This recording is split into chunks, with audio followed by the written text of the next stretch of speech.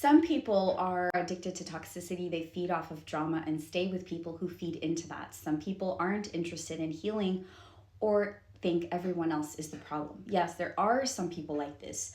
I wouldn't say that they're addicted to toxicity. I would say that this is all they know. And this is why I keep saying we have to have more compassion for people who have struggled, who keep bumping into these toxic cycles. I'm not saying we have to be the rescuer. It's about understanding what they're going through. We tend to blame our karmics, our catalysts, our divine masculines. Why would they do this? Why would they do that? Why aren't they healing?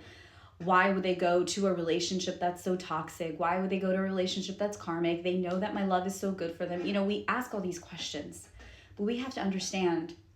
One thing I always say is no one has the same heart as us. And it's very, very hard because divine feminines, we love so hard. We love a lot.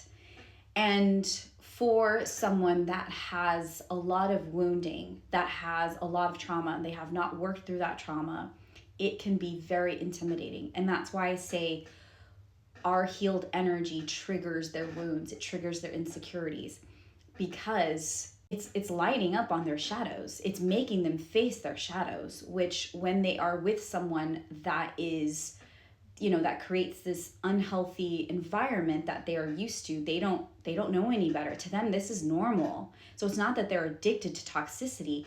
This is just their normal because it is what they were raised with. So we do have to have a little bit more compassion. And what I say is pray for the best, right? Like I can't help but pray that even the men that have broken my heart, the men that have chosen someone that I felt, I don't want to say is less than, but when a man tells you like, oh yeah, my ex was super controlling and jealous, and then they go back to that, it makes you question things, right? But then I am compassionate, like I hope that they both heal. And I hope that they both show each other where to heal. I hope that they both see that they deserve more. Because I've been in those shoes of a woman that's insecure. I've been in the shoes of very jealous. I used to be so jealous in my 20s, like extremely. I would have been considered the karmic at the time. It is not that someone is addicted to it. It is that they just don't know how to get out of it.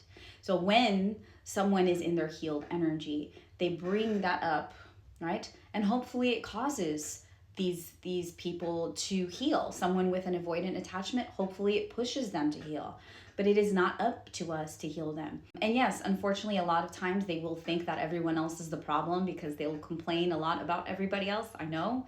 I dealt with an avoidant and he was always blaming everyone else and he was the victim, etc., etc. They tend to they don't see. And this is why what happens is until they start losing everything in their lives, then they see, okay, what do I need to fix? What do I need to do to change my life? And hopefully, eventually, they work on themselves. We do not blame them if someone goes back to a karmic or toxic cycle. Let them go to learn the lessons that they need to learn. I'm sorry, this chair is very squeaky.